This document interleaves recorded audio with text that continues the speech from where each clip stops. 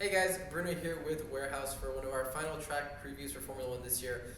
Very sad to see the season go by so quickly, but we have an insanely exciting title fight on our hands. Only 8 points between Max Verstappen and Lewis Hamilton as we go into the Saudi Arabian Grand Prix. So I'm really interested to see how the new track will be. This is a new circuit, new permanent street circuit. First time it's ever being used. I know it was being rushed to get finished before Formula One got here. So grip levels will be pretty interesting to see and how Formula One will be able to take on the lack of grip. And then also, it is a pretty quick, narrow street circuit with a couple technical sectors, but mainly it's just flat out through these S's. So it's going to be interesting to see which car is more favorable here. I think with top end, after the Qatar Grand Prix and the Brazilian Grand Prix, Mercedes shows that they have the top end advantage. So I think something similar to the Saudi Arabian Grand Prix with such long straightaways will favor the Mercedes car. So I think that's great for the title fight. So we'll see what happens because that'll narrow it down to a couple points if Mercedes can finish ahead of Max Verstappen in the Red Bull. So we'll see what happens here. But we're going to go ahead and analyze a slow lap of the Saudi Arabian Grand Prix. This is a pretty cool track, very narrow, very fast, very fun at the end of the day. So going into turn one, braking at about the 125 meter board. This is the tightest sector in the track.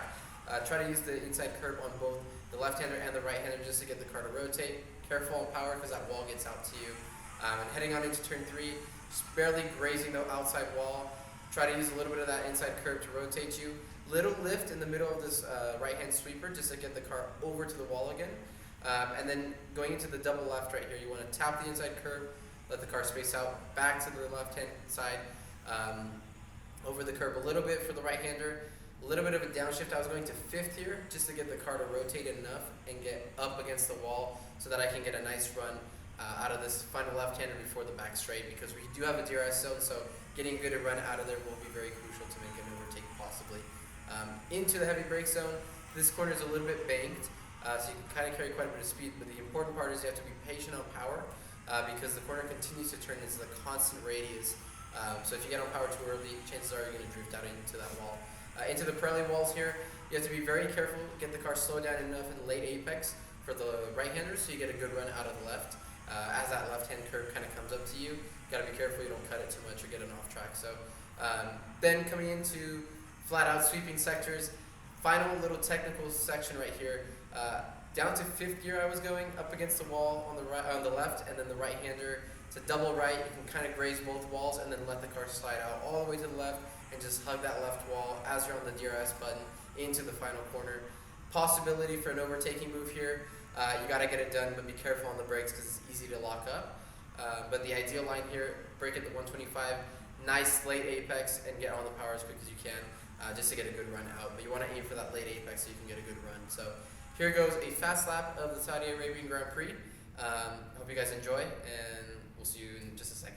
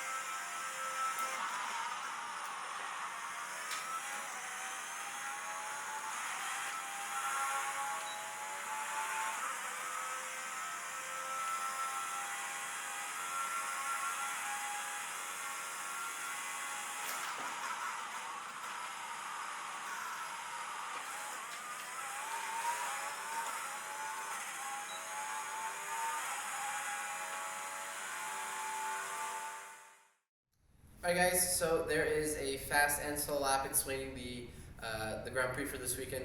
Like I said, it's pretty cool track. I don't think the racing is going to be that great just because it's so narrow, and it's just constant, fast sweeping corners. So, you know, you might get a couple passing opportunities, but it's going to be really difficult to see lots of overtakes. So, I think the track will be cool to watch, but especially because it's going to be at nighttime, so it'll be pretty cool to see. But I don't know if the racing will be that entertaining per se. So we'll see what happens. Fingers crossed for a good race. But at the end of the day, we're just looking at that title championship fight. It's coming down to the wire. 8 points between Max Verstappen and Lewis Hamilton. So we'll see what happens at the end of the day. I think this track is favorable for top end speed. So that's why I'm going to go ahead and predict Lewis Hamilton will take the win, followed by Max Verstappen and then Valtteri Bottas. I know it's a pretty basic result, but we'll see what happens. I think just the Mercedes will have the upper hand. Max is just quick as is, so he'll be right there with Lewis, but it'll be pretty interesting to see. Like I said, qualifying is what's going to set the grid. It's what's going to really make sure you have that advantage going on into the Sunday Grand Prix because it's so hard to pass here. So it'll be pretty interesting to see who grabs pole on Saturday, and then going to be really interesting to see going on into the weekend. There's going to be incidents because it's so narrow, how many overtakes are going to be possible, and how much racing is going to be doable around here. So be interesting to see. We'll see. It's a street circuit. Hopefully no drain gutters or anything like that get in the way. We have seen that in the past. New circuit, we'll see how much grip is out there, how the F1 cars will be able to get used to the new circuit. So anyways, guys, thank you so much for watching. I really do hope you enjoyed it. Hope you guys enjoyed the Grand Prix this weekend. It'll be cool to see a new track put into action. And I hope you guys enjoyed the Saudi Arabian Grand Prix. We'll see you.